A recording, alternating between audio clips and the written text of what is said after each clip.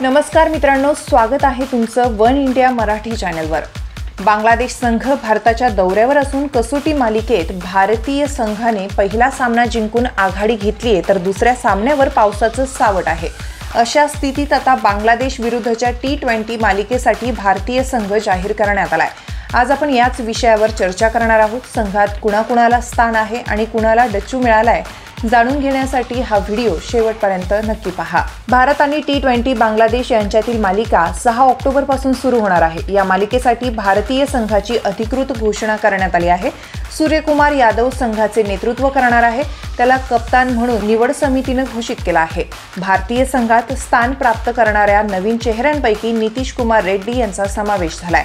त्याने IPL मध्ये हैदराबादसह दमदार कामगिरी केल्यानंतर राष्ट्रीय संघात पदार्पण करण्याची संधी मिळाली होती, त्यामुळे तो T20 मालिकेत आपला ठसा उमटविण्यास सज्ज झालाय। मयंक यादवला पदार्पणाची संधी मिळाली आहे। त्याचप्रमाणे मयंक यादवने आपल्या उत्कृष्ट वेगामुळे IPL मध्ये आपलं स्थान निर्माण केलंय। आता तो दुखापतीतून सावरल्यानंतर देशासाठी खेळणार आहे। भारतीय संघाने दुसरा यष्टिरक्षक म्हणून जितेश शर्माचाही समावेश केला आहे। स्टार खेळाडू ऋषभ पंतला बांगलादेश T20 मालिकेसाठी विश्रांती देण्यात आली आहे।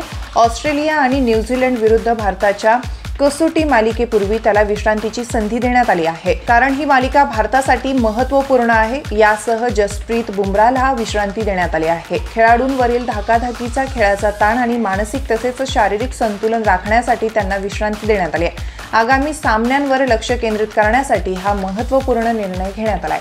देशांतर्गत क्रिकेटमध्ये अलीकडेच काही महत्त्वाच्या कामगिरी करून स्टार खेळाडू ईशान किशन पुन्हा एकदा निवडीपासून मुकला आहे, पण काही रसिक म्हणतात की तो आपल्या खेळाच्या जोरावर पुन्हा दमदार पुनरागमन करेल। बांगलादेश विरुद्धच्या मालिकेसाठी संघात अनुभवी खेळाडू आणि तरुण यांचा मजबूत मिश्रण आहे। कर्णधार म्हणून सूर्यकुमार यादवसह अभिषेक शर्मा, संजू सॅमसन आणि हार्दिक पांड्या यांचा समावेश करण्यात आलाय। जितेश शर्माच्या पुनरागमनासह नितीश कुमार रेड्डी आणि मयंक यादव सारख्या नवीन खेळाडूंचा समावेश हा निवडकर्त्यांच्या भविष्यातील स्टार्स तयार करण्याचा प्रयत्न आहे।